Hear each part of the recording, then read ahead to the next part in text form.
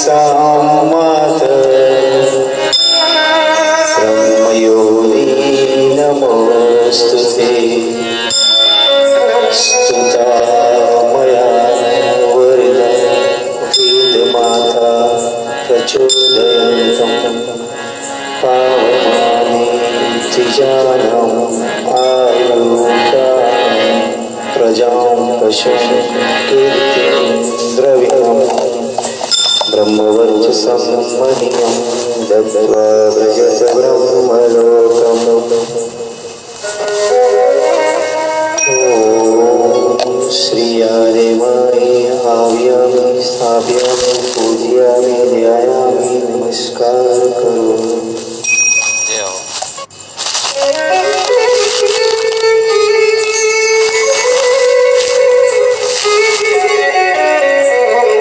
श्री आदिमाई को यहाँ पर आमंत्रित किया है।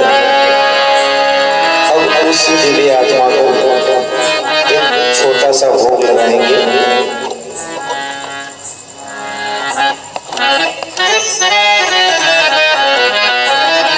थोड़े से कोयले जलाएंगे और उसमें कच्चे चावल, गुड़ और घी उसका नैवेद्य देंगे।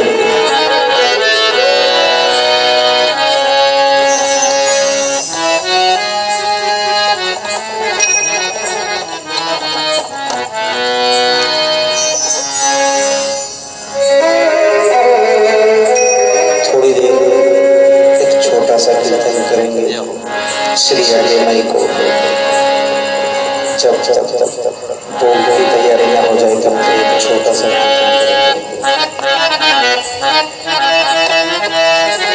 जय श्री आदि तू ही हो बस तू ही हो बस तू ही हो।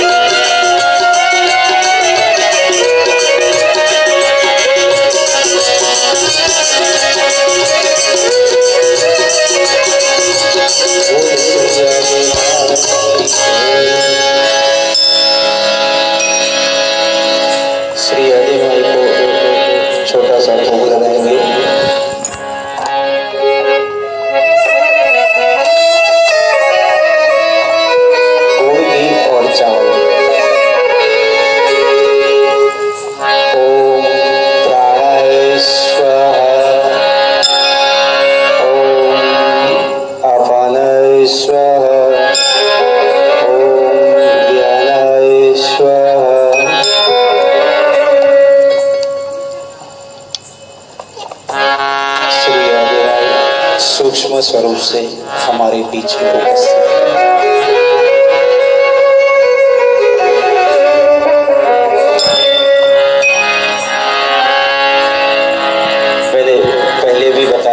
आखिर से बताओ, जो भाग्यशाली लोग हैं वही यह कथा सुन पाएंगे। यह कथा हिंदू संस्कृति की एक ऐसी कथा है जो सारी सृष्टि में दुर्लभ है।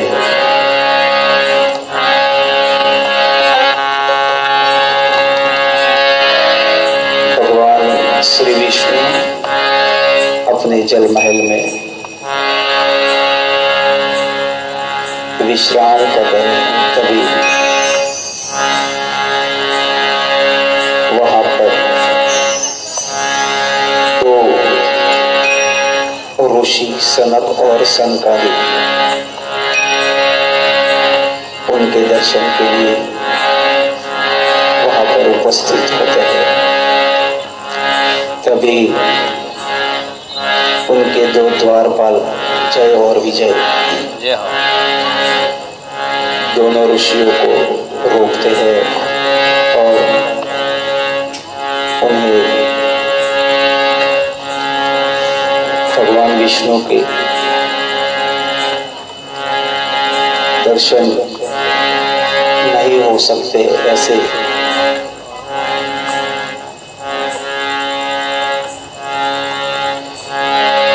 थोड़ी बहुत बातें करके उनकी हंसी मजाक करते हैं। सनक और सनकादिक फटे हुए वस्त्रों के साथ वहां पर दोनों द्वारपाल को विनती करते हैं, हे द्वारपाल, हमको भगवान श्री विष्णु के दर्शन करना है, कृपया हमें उनके दर्शन करना है। तभी दोनों द्वारपाल फिर से उनकी हंसी मजाक करके उनको वहां से धक्के देकर बाहर निकालने की कोशिश करते हैं। तभी सनक और सनकादिक दोनों द्वारपाल को श्राप देते हैं, आप दोनों जितने भी युग हो, सतयुग के बाद त्रेता युग, द्वापर युग, कलयुग, जहाँ भी जब सृष्टि का संयम हो तब राक्षस युग में जन्म लोगे। यह सुनकर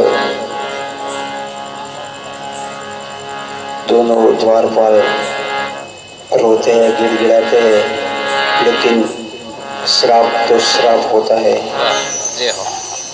भगवान श्री विष्णु की निंदा का भंग होता है। चीखें सुनकर बाहर आते हैं। तभी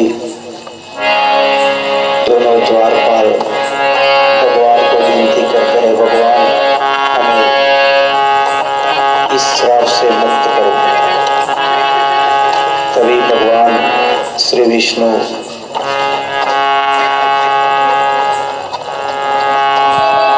दोनों द्वारपाल को सांत्वना देते हुए कहते हैं, यह श्राप मैं मिथ्या नहीं कर सकता हूं, लेकिन इस श्राप को आशीष में जरूर बदल सकता हूं। जब जब आप दोनों राक्षस बन के पृथ्वी पर अवतरित होंगे तब आपका उद्धार करने के लिए खुद मैं आऊंगा।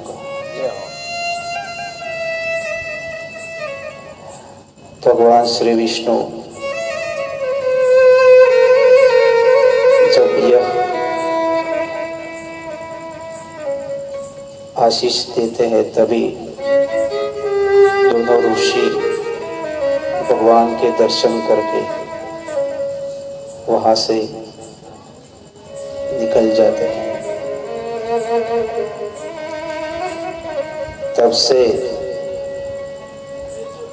दोनों द्वारपाल हिरण्यकशिपु और हिरण्याक्ष बनते हैं, रावण बनता है, कुंभकर्ण बनता है, कंस बनता है। ऐसे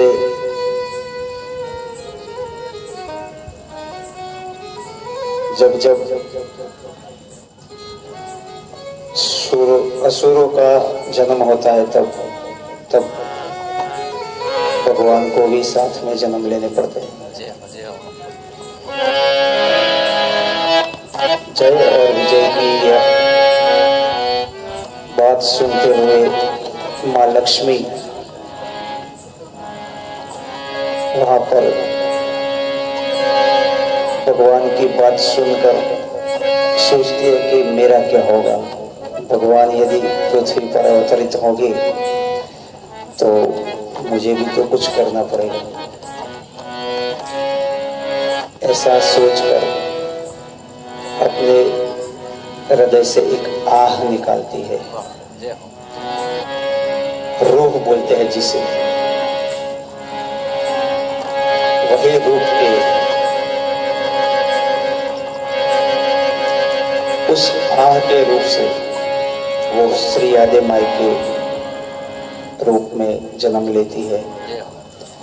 ऐसी श्री लक्ष्मी देवी वो ही हमारी कुम्हार समाज की आराध्य देवी श्री यादे माई है। जब श्री यादे माई का प्रादुर्भाव होता है तभी सारे ऋषि मुनि पशु पक्षी सारे लोग वहां पर उपस्थित होते हैं और श्री आदि माई का इस पृथ्वी पर अवतरण होता है।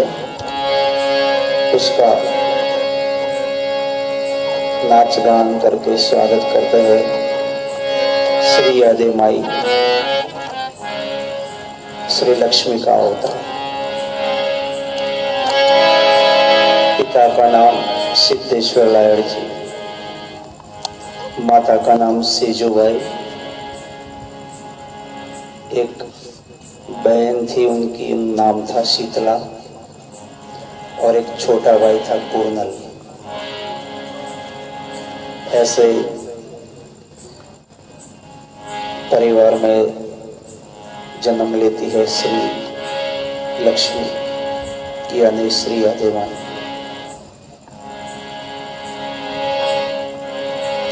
एक तरफ श्री आदि माई बाल्यावस्था से किशोरावस्था में और यौवनावस्था में प्रवेश करती है।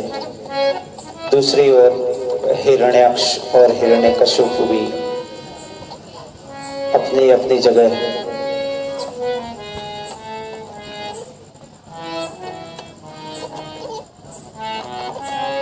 जैसा कर्म था वैसा फल भुगतते हुए आगे बढ़ते हैं। तभी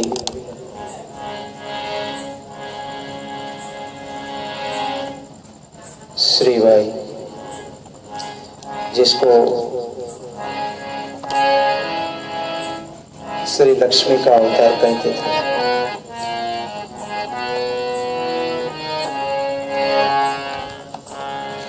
वो अब यौवनावस्था में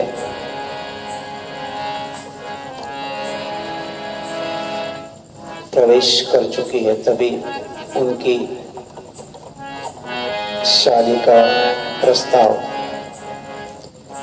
पिता श्री सिद्धेश्वर लायड़ जी अपने गुरु श्री उड़न केसरी को बताते हैं। तभी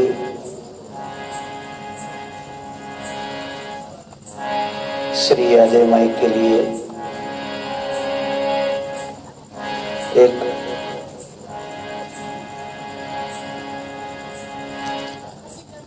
कुम्हार का धंधा जो होता है मटके बनाना,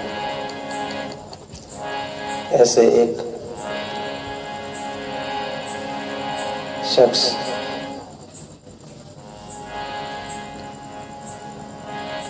जो मटके बनाने का धंधा करता था, उसके साथ उसका ब्याह रचाते हैं।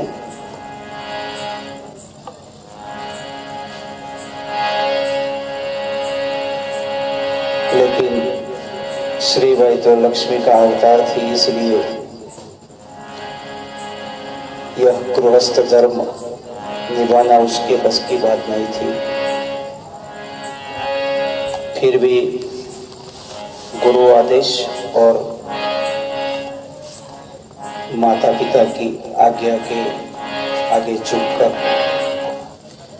श्री आदि माई गृहस्थ जीवन में प्रवेश करती है।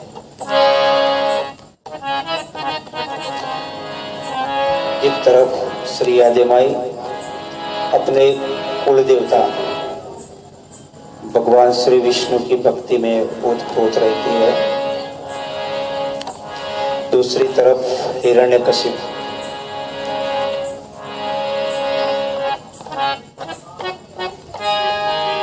अपने राज्य में आतंक मचाता है। जो हर कोई श्री हरि का कीर्तन करेगा उसको मृत्यु दंड मिलेगा। यह बात सुनकर सारी प्रजा भगवान का नाम लेना छोड़ देती है, लेकिन श्री आदि माई पूरे विश्वास के साथ भगवान का कीर्तन करती रहती है। तभी एक बार अपने पति के साथ मटके बनाते हुए जब मटके पकाने का वक्त होता है तो निभाड़े की तैयारी होती है। एक एक करके वहां पर मटके रखे जाते हैं। तभी श्री आदि माई ने बिल्ली के बच्चे जो पाले थे, वो बच्चे खेलते खेलते वो जो निबाड़ा था उसके बीच जो मटके थे उसी मटके में जाके छुप जाते हैं। और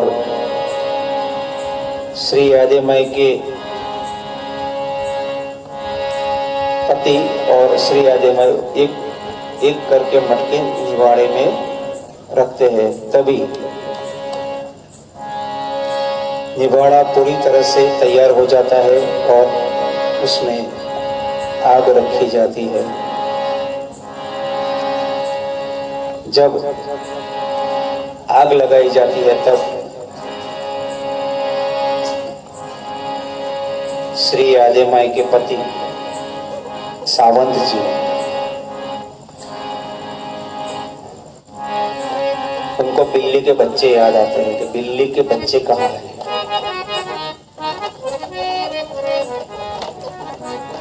जब यह बात आती है तब श्री आदि माई को याद आता है कि बिल्ली के बच्चे मटके में रह गए अंदर और अब तो आग भी लग चुकी है, अब क्या कर सकते हैं। तभी श्री आदि माई भगवान श्री विष्णु को याद करके, भगवान श्री हरि को याद करके गिड़गिड़ाती है और वहां पर उसके पास कीर्तन के सिवाय और कोई रास्ता नहीं बचता है। एक तरफ आग अपना प्रभाव दिखा रही है, दूसरी तरफ श्री आदि माई श्री हरि को याद करके आंसू बहा रही है। सावंत जी खुद व्यथित होकर वो भी तो श्री हरि के कीर्तन में मग्न हो रहे हैं। तभी वहां पर हिरण्यकशिपु का उद्दंड बेटा प्रहलाद उसको एक ही पाठ पढ़ाया गया था कि हिरण्यकशिपु मतलब मेरे पिता ही भगवान है, उसके सिवा कोई भगवान हो ही नहीं सकता। जब श्रीबाई जब कीर्तन कर रही है तभी वहां पर प्रहलाद का प्रवेश होता है और प्रहलाद कहता है कि ये भाई तो किसका कीर्तन कर रही है। तभी श्री आदे माई थोड़ा सा उसकी तरफ ध्यान देते हुए कहती है कि बेटे इस निवाड़े में मेरे बिल्ली के बच्चे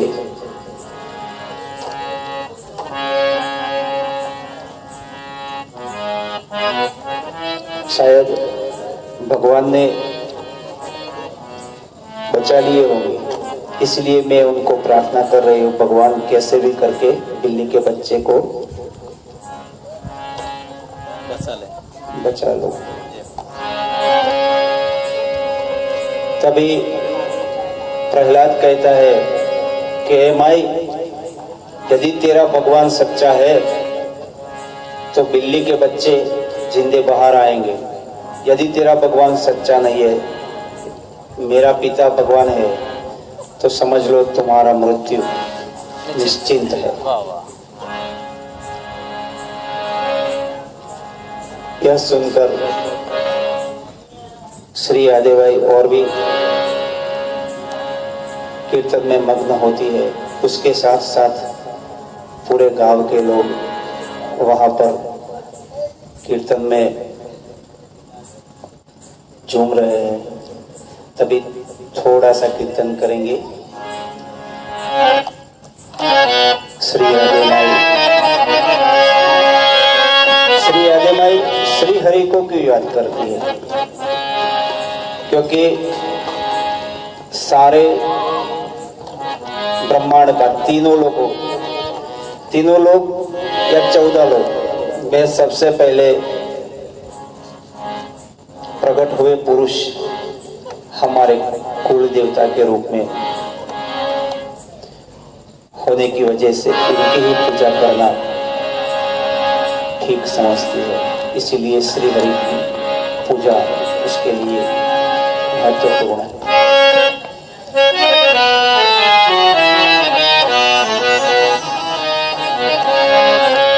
सब लोग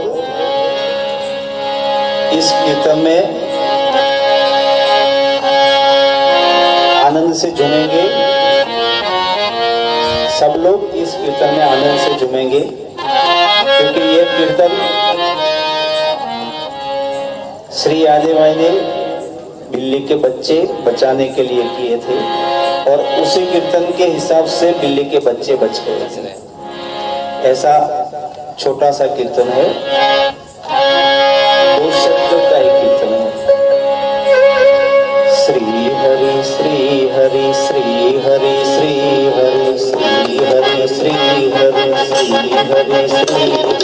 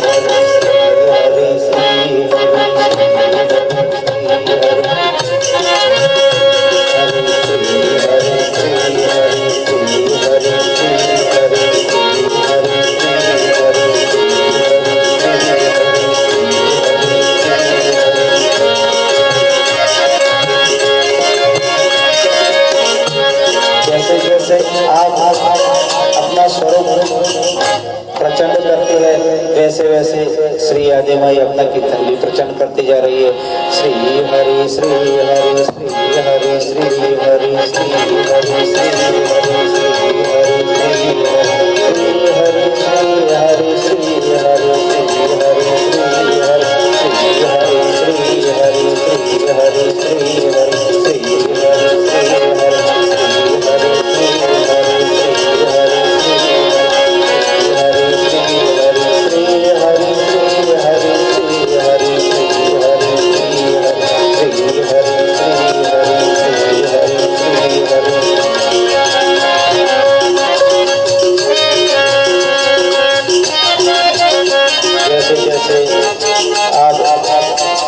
अपना स्वरूप धीरे धीरे से उजल करता है, धीरे धीरे से आग शांत होती है। तभी पहला आत्मविश्वास से देख रहा है कि क्या हो रहा है। पूरा गांव, पूरा मोहल्ला, सारे लोग बस ऐसे झूमते ही जा रहे, झूमते ही जा रहे। श्री हरि श्री हरि श्री हरि श्री हरि श्री हरि